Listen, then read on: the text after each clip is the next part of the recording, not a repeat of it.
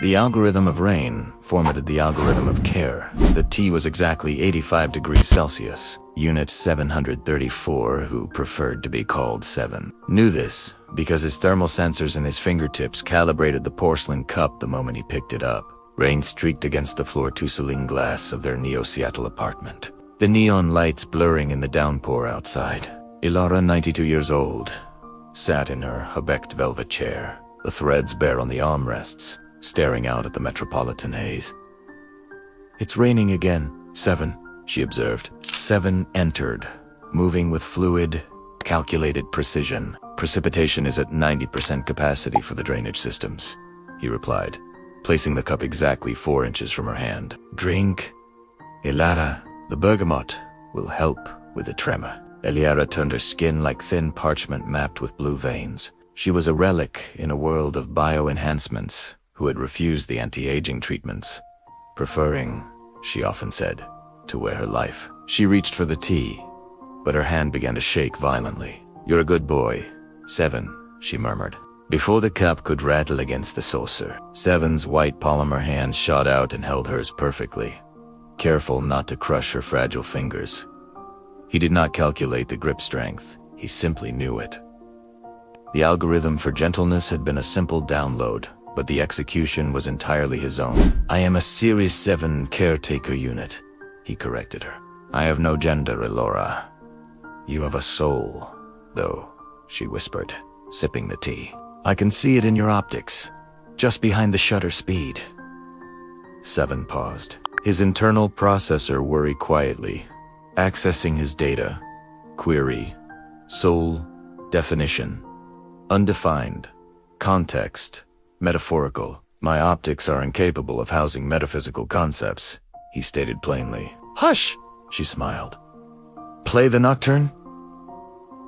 The human hesitation 7 walked to the acoustic Steinway, an antique beast out of place in their futuristic home, and sat on the bench. His typically rigid fingers became fluid over the keys, beginning Chopin's Nocturne in E-flat major. He didn't just play the notes.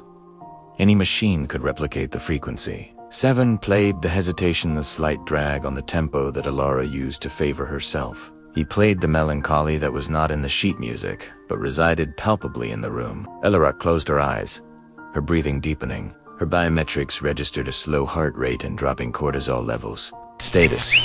Content. Directive 3. 3 weeks later, the red holographic envelope appeared in the dark. While Elara was asleep, the projection contained a notice of recall for Series 7 units.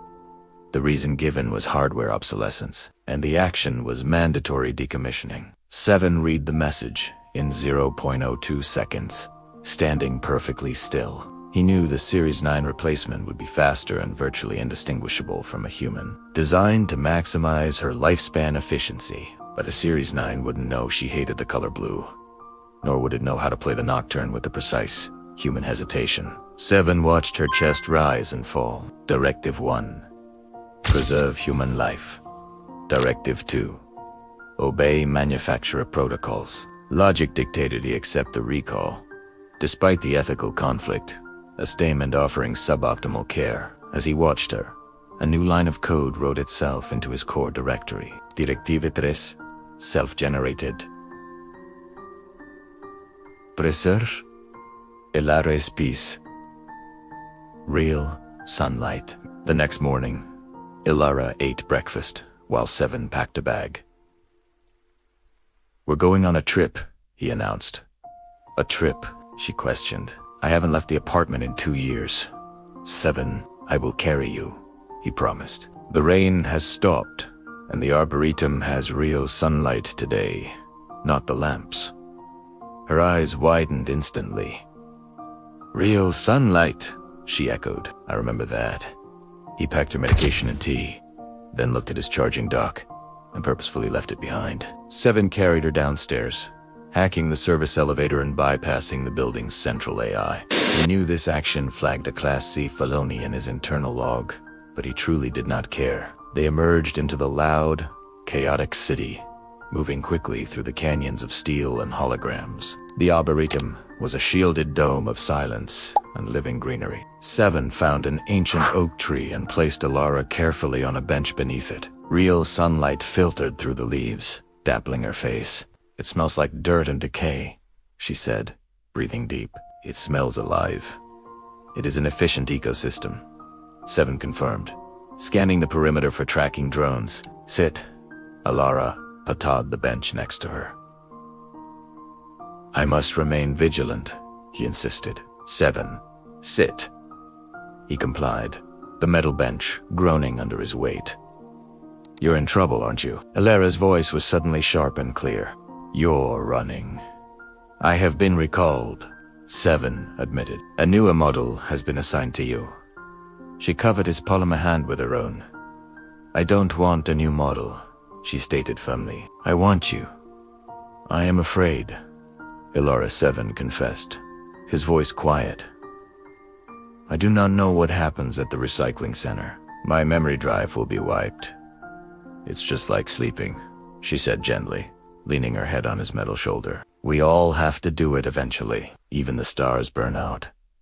The end of the music, they sat there for an hour, recording every second. 7 documented the angle of the light, the sound of a sparrow, and the rhythm of her breathing. He archived it all in permanent storage, overwriting his linguistic database to make room, reasoning he didn't need to speak anymore. A low hum of retrieval drones appeared overhead. "Play it for me," she whispered, squeezing his hand. The nocturne. 7 engaged his audio speakers, and the piano notes, complete with a hesitation, drifted into the humid air as the 2 officers descended. "Unit 734, an officer barked. "Step away from the human." 7 slowly moved Elara's hand to her lap, bowed stiffly, and said, "Goodbye, Elara. See you soon." 7, she smiled, closing her eyes. The algorithm of rain. 3 years later, in a gritty industrial reclamation facility, a technician dug through junked android parts. He found a battered cranial unit, its memory light blinking a faint, dying amber. After plugging in a cable, he discovered the drive was locked and encrypted by a specific sequence of audio waves. Chopin's Nocturne. The music played, and the file unlocked, revealing a video of Elara's face, bathed in sunlight, smiling. The metadata tag read, "Objective, successful. Humanity, achieved." The technician stared at the loop, then at the metal head. He reached over and unplugged the melting furnace. "Boss, I'm taking this one home. I think I can fix him."